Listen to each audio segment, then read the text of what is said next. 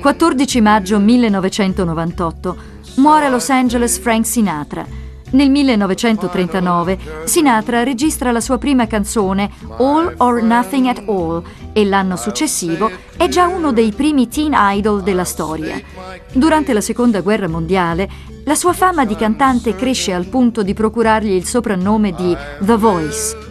Nel 1944 Sinatra esordisce al cinema e, esattamente 10 anni dopo, vince l'Oscar come miglior attore non protagonista con il film Da qui all'eternità. Sinatra continua la sua attività di cantante fino agli anni 90, passando indenne attraverso i vari generi musicali e le mode del momento. Il grande crooner si ritira definitivamente a vita privata nel 1996, vittima di un inesorabile declino fisico che lo porta alla morte 2 anni dopo.